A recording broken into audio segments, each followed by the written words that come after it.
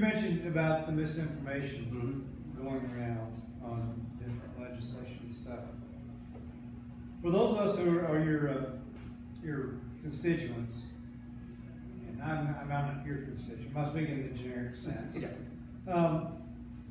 Where can we go to learn the truth of the matter, and how can we be more effective in squelching these rumors and getting the truth out there? Well, unfortunately, I wish that there was one place I could tell you that you can go to and you can get it all.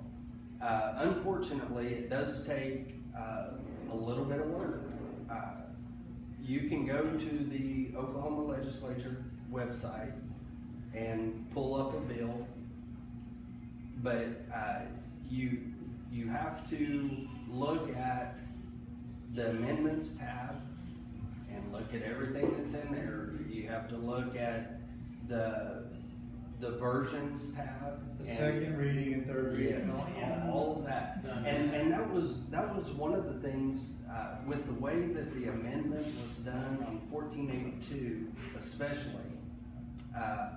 It was, and I'm still figuring all of this out, but it had something to do with the timing of the amendment.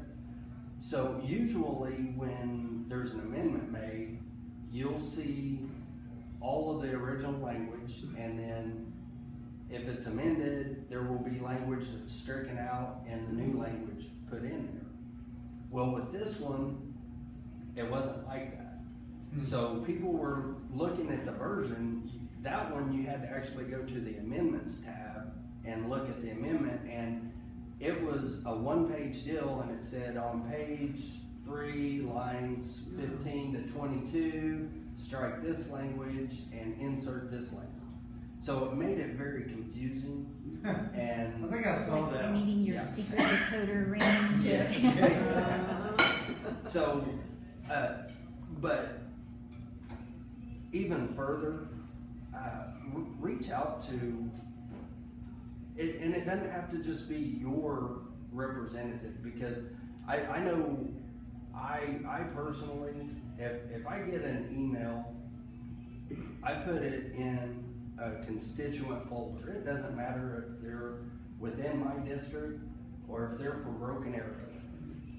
You know, it's somebody in the state of Oklahoma that's reached out to me to voice their concern on whatever it happens to be. But I would encourage, you know, just certainly contact your specific representative. But if you have others that you know, I know you know several of the guys. Yeah. Always, you can always reach out to me. Well, my representative doesn't answer. I've been to his office. He runs away. He doesn't answer his email. He doesn't answer his phone. He's a senator. Yeah.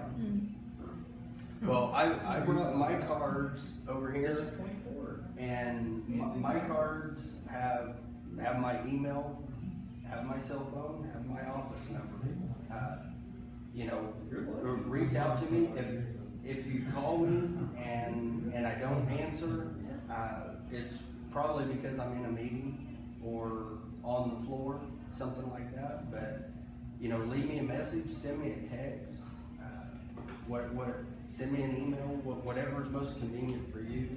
But that is truly the biggest deal right there, is just reach out to us and let us know, because you know that kind of like the bill concerning the victims impact panels.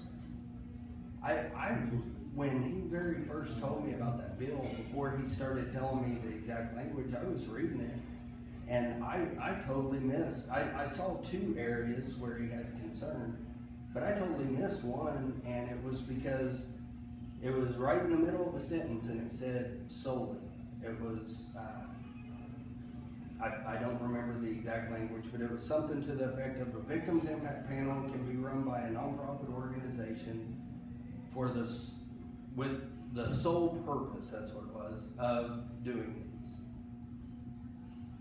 these. Seems pretty non-effective, you know, it doesn't mean anything to me, but what that meant to people who do multiples, now they have to create a nonprofit organization that only does that.